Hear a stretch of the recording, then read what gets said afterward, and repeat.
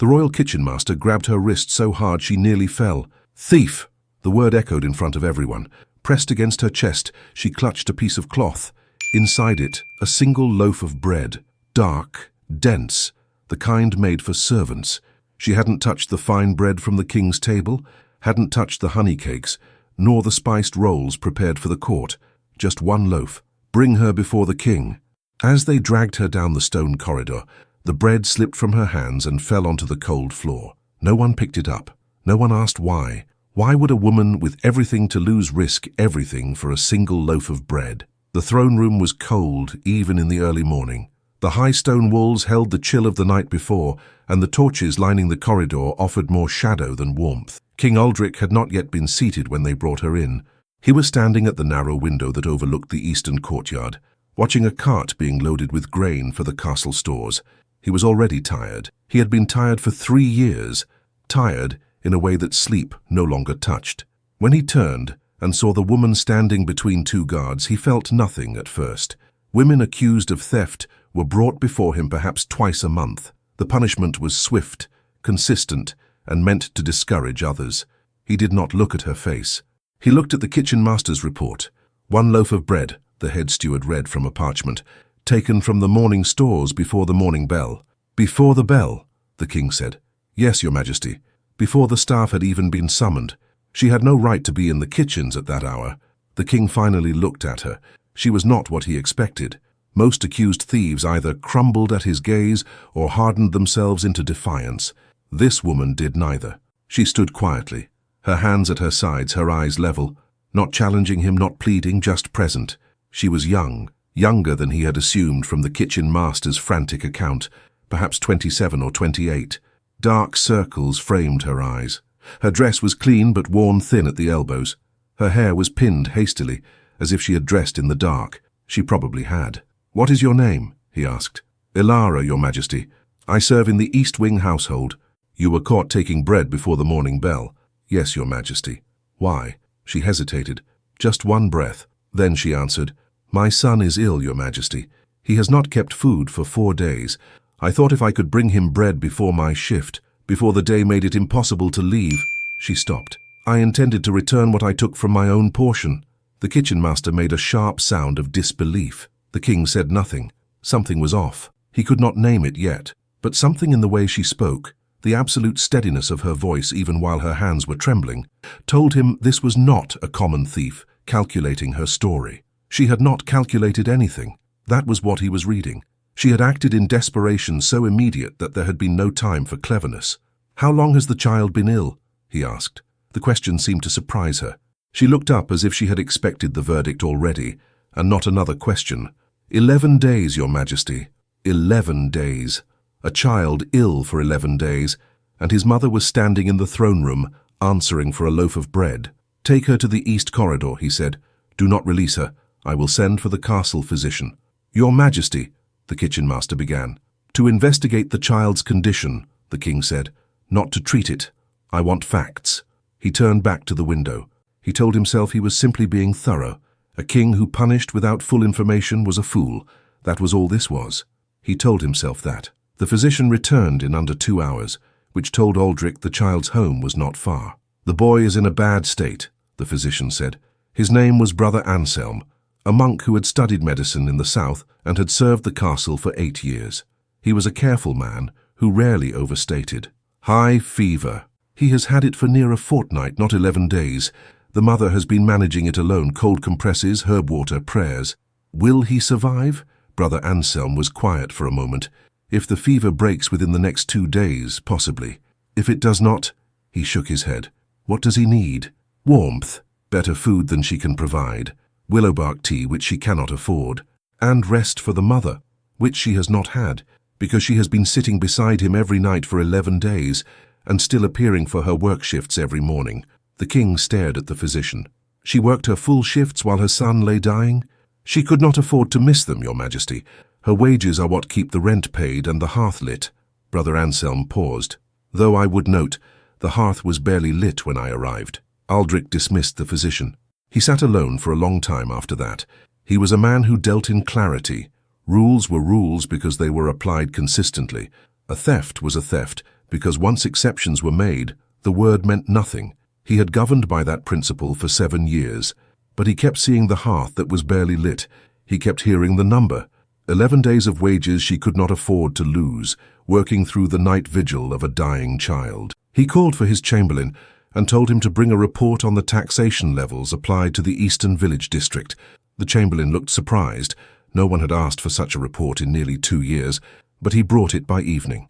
The numbers were stark. The eastern villages had been taxed at an elevated rate for 3 consecutive years to fund repairs to the northern fortifications.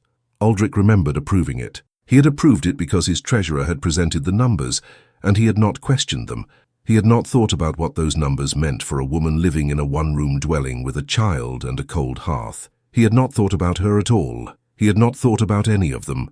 That was the precise nature of his failure, not cruelty, not indifference in the ordinary sense of the word, but a complete and systematic absence of imagination. He had governed the kingdom's surface and believed he was governing its depth. That night he could not sleep. He lay in the silence of his chamber, a silence so absolute it had a weight to it, and he thought about the things he did not know about his own kingdom. He had not left the castle walls in 14 months. He had governed through messengers, through ledgers, through men who told him what the kingdom needed and what its people felt. He had trusted that chain entirely, and he had been wrong to. 2 days later, King Aldrich left the castle before dawn. He was not dressed as a king.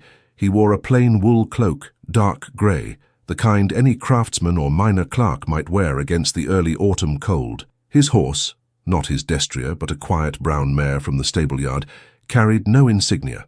He was accompanied by a single guard, also in plain clothes, who he had sworn to silence.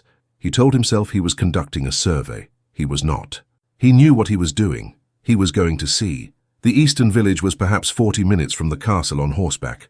Aldrich had ridden this road before, years ago, when he was not yet king, and the world was a different place. But he had not seen it clearly then either, because he had been riding through it, not inside it. The village was small, perhaps 120 souls. The homes were built close together, sharing walls for warmth, their thatched roofs thick with autumn damp. The market square at the centre was barely wider than the castle's corridor. He dismounted at the well and tied the mare loosely. He did not know which dwelling was hers. He had not thought to ask, and now that seemed like a significant failure. He stood in the square as the village began its morning, women carrying water, a blacksmith starting his fire, children appearing in doorways, rubbing sleep from their eyes, and he felt for the first time in a very long time out of place in his own kingdom. A woman brushed past him with a heavy bucket. "Forgive me," he said. "I'm looking for the home of a woman named Elara. She has a sick child." The woman looked at him more closely than he was comfortable with. "Are you a physician?" "An associate of one," he said. She pointed to a narrow dwelling at the east edge of the square, not 3 houses from the well. "She'll be home. Hasn't worked in 2 days. Someone at the castle sent medicine and a week's wages. She won't say who." He had ordered that before he left. He had told himself it was the appropriate correction for an injustice he was responsible for, nothing more. He walked to the dwelling. The door was slightly open, letting in the morning air. Through the gap he could hear a low sound, a woman's voice speaking softly. He could not make out the words, but the rhythm was unmistakable. She was telling a story. He stood outside and listened. He had not meant to stay long. He had meant to look, to understand, to go back to the castle with something concrete. Instead, he stood at that door for nearly 10 minutes, listening to a woman tell her sick child a story about a knight who was lost in the forest and found his way home by following a river. He did not knock. He walked away and sat down on the low stone wall near the well. He was not prepared for what he felt. It was not pity. He knew pity. It was clean and manageable, and you could set it aside. This was something heavier, something that settled in the chest and did not move. He stayed in the village.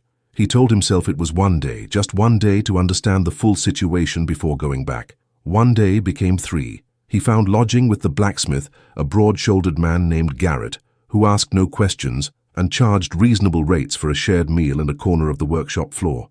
Garrett's wife brought him bread and hard cheese each morning without ceremony. By the second morning, he had stopped feeling like an observer. The village operated on a logic he had lost sight of. No one had much.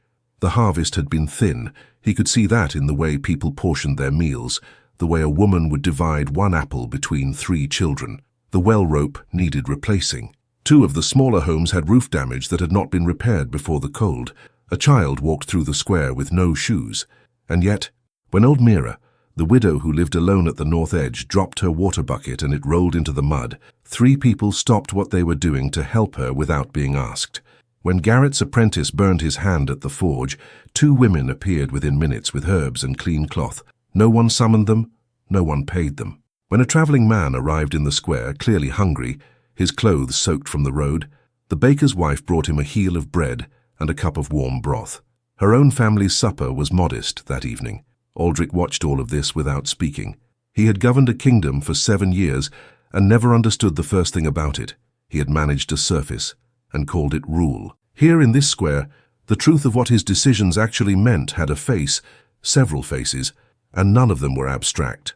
A family 2 doors from the well ate 1 meal a day. A widow's hearth burned low. A child walked without shoes. These were not statistics. They were the cost in human weight of ledgers he had approved without imagination, and yet the same people who had so little gave what they had without being asked. There was a generosity here that the castle, for all its wealth, did not possess. He who had everything had given nothing of himself. They who had almost nothing gave constantly. The shame of that was specific. It had a name now, and it would not leave him. On the 3rd afternoon, he was helping Garrett carry iron bars from the supply cart when he heard her voice. He had not seen Elara since the throne room. He recognized the voice before he saw her, steady, measured, with that particular quality of composure that had struck him during the hearing. She was at the baker's stall, speaking to the baker's wife in a low voice. She looked better than the physician's description had prepared him for, or perhaps simply more present. Her son, she said, was improving. The fever had broken the night before. She had cried so hard afterward that her eyes were still swollen. The baker's wife took her hands and held them. "You held on," the woman said. "You kept him here." Elara shook her head. "Someone sent willow bark and proper food. Without that—" She stopped. "I don't know who it was." "The Lord provides," the baker's wife said. Elara smiled. "Through someone's hands, at least." She turned then, and her eyes found him. He was standing 15 feet away, not quite hiding, holding an iron bar like a man caught doing something he had not planned on. She looked at him with the neutral attention one gives a stranger. She had never seen him without his crown, without his robes. The man in the plain wool cloak by the blacksmith's cart was, as far as she knew, simply a traveller. "Good afternoon," she said politely, as you say to any neighbour. "Good afternoon," he said. She collected her basket and walked home. He stood there for a long moment after she had gone and felt something shift inside him that he could not have named or explained. He was there the next morning when the roof repair began. 3 men from the village had organized it themselves. They had pooled what little they had for new thatch and simply started. No one had asked for payment. Garrett was there, and a farmer named Coll and an older man whose name Aldrich did not yet know. He joined them. He was not a skilled thatcher, and he said so plainly, and Coll laughed and told him to hold the ladder then. He held the ladder. Elara brought water and warm cider to the workers at midday. She moved through the group with the efficiency of someone used to serving without drawing attention to herself, refilling cups, answering questions, making sure old Mira was sitting in the warmth and not standing in the cold watching. When she reached him, she paused. "You're still here," she said. "Apparently. Where are you from?" He had prepared for this. "The north. I'm passing through on my way to the southern markets. The weather slowed me." She handed him a cup of cider. "The road south is better when the sun is out, another day or 2. Perhaps." She studied him for a moment, with the same steady gaze she had turned on him in the throne room. He was beginning to understand that this was simply how she looked at things, directly, without performance. "You don't look like a merchant," she said. "What do I look like?" She considered. "Someone who isn't used to being ordinary," she said, and moved on to the next man before he could answer. He stood with the cup of cider and felt something between amusement and discomfort that he had not experienced in a very long time. Her son was named Thomas. He was 6 years old and he had come through the fever, but he was still weak and he tired easily, and he watched the world from his mother's side with enormous brown eyes that seemed to take in everything twice. Aldrich met him on the 4th day. Elara had brought the boy out into the pale afternoon sun. "He needs air even if it's cold air," she said to no one in particular, and Thomas had wrapped himself in a blanket and sat on the low step of their dwelling, watching the square. Aldrich sat down on the wall nearby. "Better?" he asked. because the boy was looking at him. Almost, Thomas said, with the grave authority of a child reporting on his own condition. My legs are still wrong. Wrong how? Wobbly, like bread that hasn't cooked enough. Aldrich had not laughed, truly laughed, not the courteous sound that served as laughter in the castle, in a very long time. The sound surprised him. Thomas looked satisfied. My mother cried when the fever broke, the boy said, as if reporting further facts. She didn't want me to see, but I was awake.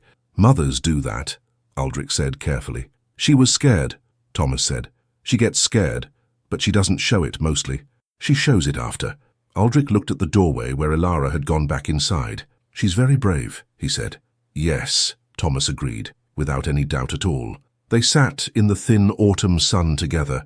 The boy fell asleep against the doorpost within the half-hour, wrapped in his blanket, and Elara appeared in the doorway, stopped when she saw Aldrich sitting there, and then looked at her sleeping son. Something moved across her face. Relief, exhaustion, gratitude, all pressing through at once. She looked at the man in the grey cloak. Thank you, she said quietly. I didn't do anything. You sat with him, she said. He was happy. That matters. She carried the boy inside. The door closed softly. Aldrich sat on the wall alone in the cold until the sun began to go down, and then he went back to Garrett's workshop, and he sat by the dying fire, and he thought about the weight of what it meant to govern people you had never truly seen. He stayed a week. He had not planned for a week. Each morning he told himself today was the day to return, and each morning something kept him, a task that needed doing, a conversation that opened something new, the simple fact that here in this square, in this thin light, he was learning things he had no other way to learn. He learned that the village well rope had been requested for replacement through the proper channels twice in 2 years, and both requests had been lost somewhere between the village headman and the castle quartermaster. He learned that the miller's daughter had no dowry because 3 years of high taxation had emptied every family's reserves to the bone. He learned that Garrett's eldest son had wanted to apprentice with a guild in the city, but the guild fee was far beyond what the family could manage. He learned that Elara had been a widow for 4 years. Her husband had died in a border skirmish that Aldrich himself had authorized. That last piece of information came from the baker's wife, not from Elara. And when he heard it, he went very still. He had authorized that campaign because the border needed securing. He had been told the casualties were light. He had nodded and moved on to the next report on his desk. Elara's husband had been one of the light casualties. He did not sleep that night. He found her the next morning at the well. He offered to carry her bucket. She looked at him sideways. You've been here over a week, she said. The southern markets aren't going anywhere. You've been helping with every repair, sitting with my son and eating at Garrett's table for 7 days. You're either very lost or you're looking for something. He was quiet for a moment. Both, he said honestly. I think both. She let him carry the bucket. They walked back toward her dwelling in silence that was not uncomfortable. She had that quality. She did not fill silence with noise. She lived inside it comfortably, and after a while you found you could too. You're not from the north, she said. He said nothing. It's all right, she said. People have their reasons for not saying where they're from. She stopped at her door. Thomas appeared in the opening, steadier on his feet, his brown eyes brightening when he saw the man in the grey cloak. You came back, the boy said. I did, Aldrich said. Thomas disappeared inside, apparently satisfied. Elara looked at him for a long moment. Whoever you are, she said, I hope you find what you're looking for. She went inside. He stood at her door in the morning cold, and for the first time in 7 years, he knew exactly what he needed to do. He was gone by midday. He left without saying farewell, which he knew was wrong, and which he did anyway because he did not know how to say it, not as a traveller who had lingered too long, and certainly not as who he truly was. He rode back to the castle with the cold wind against his face and an account of what he had seen burning in his chest. The first thing he did was call his full council. He was different in that room than he had been 2 weeks before. His advisers felt it immediately. The way he sat, the questions he asked, the refusal to accept the smooth and comfortable answers that had governed these meetings for years. He demanded the full account of the Eastern Village taxation and exactly where the revenue had been spent. He demanded the record of every repair request that had come from the outlying villages in the past 3 years. He demanded to know why the guild fee structures had not been reviewed in half a decade. He asked who had approved the campaign that had cost men from the eastern villages their lives, and what provision had been made for the families left behind. The answer to that last question was none. He kept his voice level throughout, but his eyes did not leave the faces of the men around that table, and when the meeting ended, he had made a series of decisions that would reshape the fabric of his eastern districts within the year. He reduced the tax rate. He appointed a new quartermaster, younger and more accountable. He established a fund for widow support from the castle treasury to be administered by the village headmen and audited annually. He sent immediate orders for the guild fee restrictions to be loosened. He was not naive enough to think this was enough, but it was a beginning. He kept thinking about the door he had stood at, the small window through which the firelight came, the child's wobbly legs and serious eyes. He drafted a letter to Elara. He wrote it and destroyed it. He wrote it again and destroyed it again. He did not know what to say that could be said in a letter, or what should be said at all, or whether saying anything was his right. 3 weeks passed. The complication arrived in the form of Lord Harwick. Lord Harwick governed the Southern Territories and had been pressing for a marriage alliance for 2 years. He arrived at the castle with his daughter, a polished, careful young woman named Lady Sybil, and the unspoken understanding that this visit would produce an agreement. Aldrich's counsel was unanimous. The alliance was strategic. The Southern Territories controlled access to the river trade. Lady Sybil was accomplished, well-bred, and entirely suitable. Aldrich received them with full courtesy. He hosted the dinners, attended the presentations, spoke with Lady Sybil at length and found her intelligent and dignified. She was not unkind. She was not at fault for any of this. He could not do it.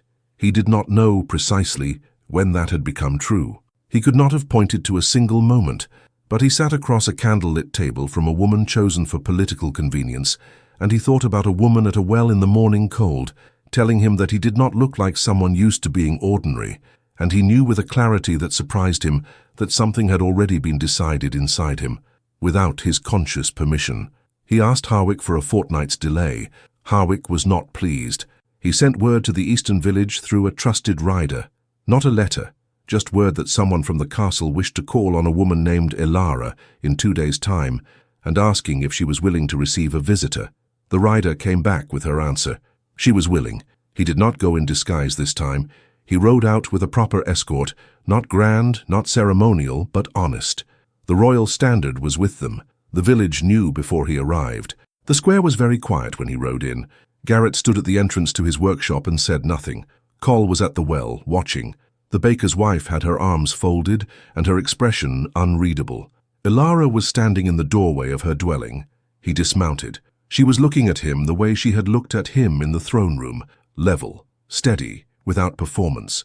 But now there was something else in her face, something that was working very hard to stay controlled. He walked toward her. "You knew," she said. Her voice was quiet, not accusing exactly, but there was a pain in it that she had not fully managed to conceal. "Yes." The whole time, "Yes." She looked away. Her jaw was tight. "The medicine," she said. "The wages. The things sent to Thomas." "Yes." "And then you came here and you sat with him and you helped with the roof and you ate at Garrett's table and—" She stopped. "You were in my home. You sat at my door." "I was." She turned back to him. There were tears in her eyes that she was absolutely refusing to release.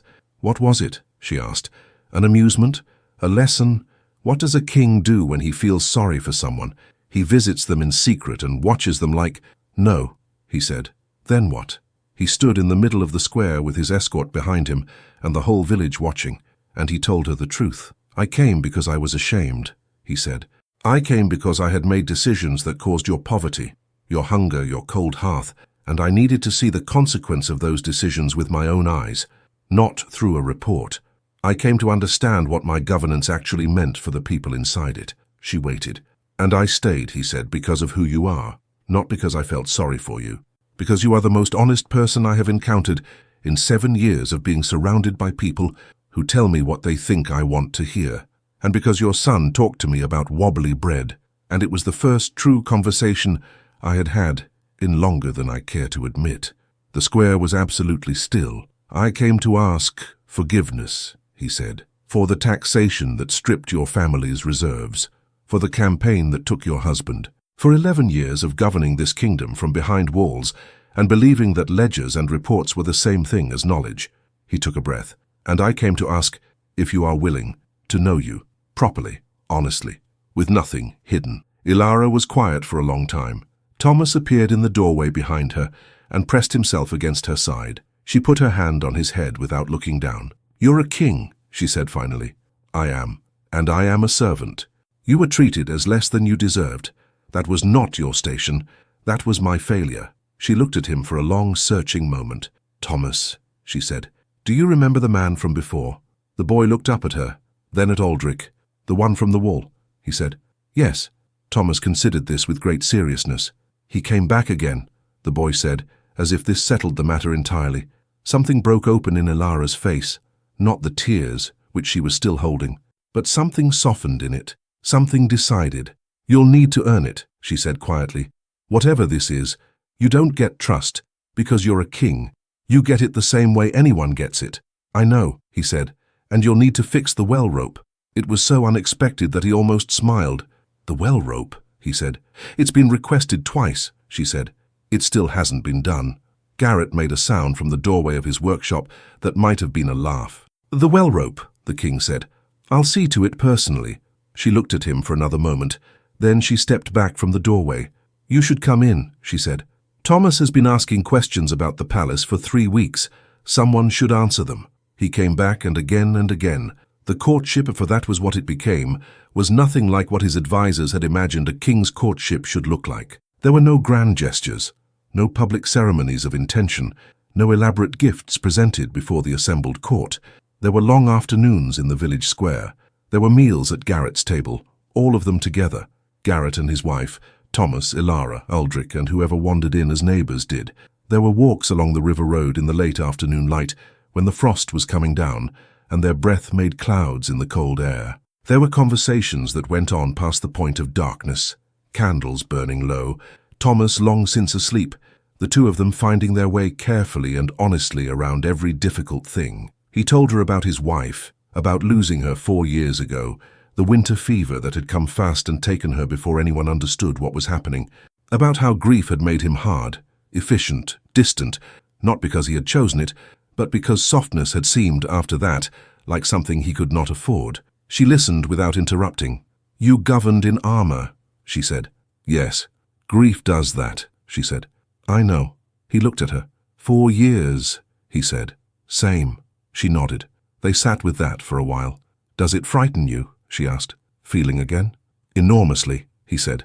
She laughed. It was the first time he had heard her laugh fully, without restraint, and it changed her entire face. "Good," she said. "It should. That means it's real." There was an afternoon, near the end of the 3rd week of his visits, when Thomas fell asleep on the bench by the fire with his head in Aldrich's lap, and neither of them moved to shift him. Elara sat across the table with her mending, and the only sound in the room was the fire and the needle working through cloth, and the soft breathing of a child who had once been dying of fever and was now simply, peacefully, alive. Aldrich looked at her hands moving steadily through the work and thought, "This is what I have been missing. Not the grand purpose of kingship. This, the specific weight of ordinary life, with its textures and its warmth and its quiet demands." He did not say this aloud, but she looked up from her mending and held his gaze for a moment, and he had the feeling, which he was increasingly beginning to trust, that she understood it anyway. Lord Harwick sent a second inquiry. The council pressed harder. Aldrich's chamberlain came to him with a carefully worded message about duty and alliance and the expectations of the throne. Aldrich dismissed him. He sat with the chamberlain's letter for a long while before responding. He knew what refusing Harwick meant, not merely the loss of a trade advantage, but a public signal that he was making a decision his council had not endorsed, for reasons they could not entirely fathom. It would cost political goodwill, he had accumulated carefully. Some would call it weakness, some would call it madness. He thought about a woman standing at a well in the morning cold, telling him he did not look like someone used to being ordinary. He thought about a child who described his own wobbly legs with the grave precision of a scholar reporting important facts. He thought about what it had felt like to sit at Garrett's table and eat a thin stew and feel more genuinely present, more genuinely himself than he had in years of castle banquets with 100 candles burning and 100 careful faces watching. A king who governs only by calculating what is safe has not learned anything at all. Before he could act, the council found him first. Lord Treasurer Aldous came to his private chamber without invitation, something that had never happened in 7 years. Behind him were two senior lords, their faces carefully arranged into expressions of concern that were in truth warnings. "Your Majesty," Aldous placed a document on the table. "Lord Harwick has written to 3 of the border nobles. He is suggesting the delay signal's weakness. There is talk of the Southern River crossing fees being reviewed." Aldrich looked at the document. "Furthermore," Aldous continued, and his voice dropped slightly, "there are reports of the King's visits to the Eastern District, of a woman." He paused with precision. "A servant woman, a widow." The room was very still. "I raise this not to question your Majesty's conduct," Aldous said, "but to ensure you understand what is at stake. A marriage outside the nobility would destabilize a decade of alliances. It would give Harwick justification to act against us commercially. It would invite every minor lord with a daughter to question the standards of this court." He folded his hands. "And it would place a woman of low station, and her child, at the center of every political ambition and danger this court generates. That is not protection, Your Majesty. That is exposure." The argument was calculated, and it was not entirely wrong. That was what made it dangerous. After they left, Aldrich sat alone. He thought about Thomas's brown eyes. He thought about what it meant to bring a woman who had survived poverty and loss and a dying child into a court that would view her as a liability and a provocation. He thought about what Elara had said, that trust had to be earned the same way anyone earned it. He had not asked her if she wanted this. Not truly. He had assumed she would say yes, and that assumption now seemed like the most reckless thing he had done. He sent a rider to the village with a message, not a declaration, a question.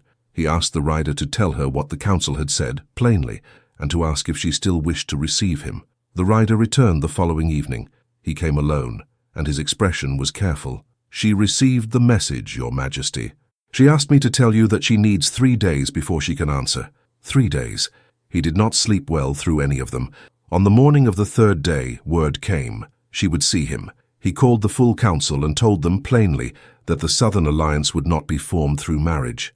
He told them he intended to offer Lord Harwick a favorable trade arrangement as an alternative, one that would accomplish the same commercial goals without the political fiction of a marriage neither party truly wanted. Then he told them about Elara. The council chamber was very silent.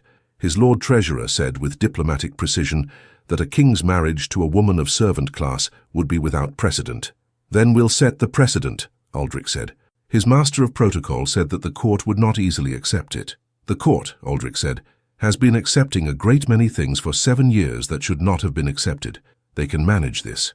One councillor, old Lord Percival, who had served Aldrich's father before him, leaned forward in his chair. "Your Majesty," he said slowly, "I have watched you govern this kingdom for 7 years, and I have watched you govern it for the past 2 months. I would rather follow the king I have seen these past 2 months. No one in the room spoke against it after that. He asked her in the village square, not in the castle, not before the court. There, he had planned something careful and composed. What came out was not that. "I would ask you to be my queen," he said, "but I know that is not how this works. I would ask you to let me be worthy of being in your life, whatever form that takes, whatever time it requires." Thomas, sitting on the wall nearby, was eating an apple and watching with great interest. "Mamma," the boy said, "I think you should say yes." Elara did not answer immediately. She looked past him for a moment, past the escort, past the royal standard. At some point in the middle distance only she could see. When she looked back, her eyes were very steady, but her hands were not. "I have spent 3 days," she said quietly, "trying to find a reason this is wise." "Did you find one?" "No." She paused. "I found reasons it is the opposite of wise. I found reasons it is frightening and complicated, and entirely without guarantee. I found that my son would grow up inside walls that were built to keep people like us out." Her voice did not waver, but her jaw was tight. "I found that I would spend the rest of my life being looked at as something the king brought in from outside, an oddity, a mistake." He said nothing. He let her speak. "And I found," she said, and now her voice was quieter still, "that the only thing more frightening than saying yes is looking at Thomas in 10 years and knowing I said no because I was afraid." She closed her eyes for one moment, just one. She had been afraid from the beginning, not of him, which was perhaps the most extraordinary thing about her, but of hope itself. Hope was the thing that hurt when it failed. She had learned that the hardest way a person learns anything. She opened her eyes. "If this is real," she said, "it means you keep doing the work. The well rope was a beginning, not an ending." "I know. And Thomas comes with me, wherever I go." "He already has a room in the castle in my mind," Aldrich said, "with a window that looks over the courtyard where the horses are kept." She looked at him for a long moment. "Wobbly legs and all," he added. She laughed, and this time she did not try to contain it. "Yes," she said, "God help us both. Yes." Thomas threw the rest of his apple into the air and caught it with enormous satisfaction. The formal ceremony before the court was not, by the standards of such occasions, conventional. Aldrich stood before his assembled nobles and spoke first, not about the marriage but about the eastern villages, about the taxation that had been excessive for 3 years, about the campaigns that had taken husbands and sons without proper provision for what was left behind, about the well rope that had been requested twice and ignored. He said these things plainly in front of everyone. He said, "I did not know because I did not look. I governed from behind walls and I called it administration. I am telling you now before all of you, because the correction of an error that is not named stays hidden, and hidden errors become the foundation of new ones." The court was very still. "The woman I intend to marry," he said, "showed me what my kingdom actually was. Not through an argument, not through a petition, but through the simple fact of who she is and how she lives. She taught me that governing is not the management of a kingdom. It is the protection of the people inside it." Elara stood at the edge of the hall in a dress the castle seamstress had made. Not extravagant, not courtly, but well made and clean and honest. Thomas stood beside her, holding her hand. When the king had finished speaking, Lord Percival began to applaud. One by one the court followed. It was not unanimous. There were faces in that hall with carefully neutral expressions, men and women calculating, adjusting, reorganizing their positions in relation to this new reality. But there were also those who looked at the woman standing with her son at the edge of the great hall and felt something they had not felt in that cold, formal space in many years. Something that was simply human. They were married in the castle chapel on the first clear day of winter, with snow on the courtyard cobblestones and frost on the high windows, and a small fire warming the stone walls. The ceremony was brief and honest. Thomas stood at his mother's side and accepted the hand of the king with the same grave seriousness with which he had once reported on the condition of his wobbly legs. Garrett and his wife came from the village. The baker's wife came. Old Mira came, and Colin the others, who had shared what little they had at a table with a king who had not told them who he was, and who had, perhaps, needed that more than anything they could have given him. The well rope had been replaced the week before. The first installment of the Widow Support Fund had been distributed. The taxation had been adjusted. These were small things. There was more work to do, and he knew it, and she knew it, and that shared knowledge, but that this was not an ending but a beginning, was perhaps the most honest thing between them. The guests from the village ate at the great hall table beside lords who had never shared a meal with a blacksmith in their lives.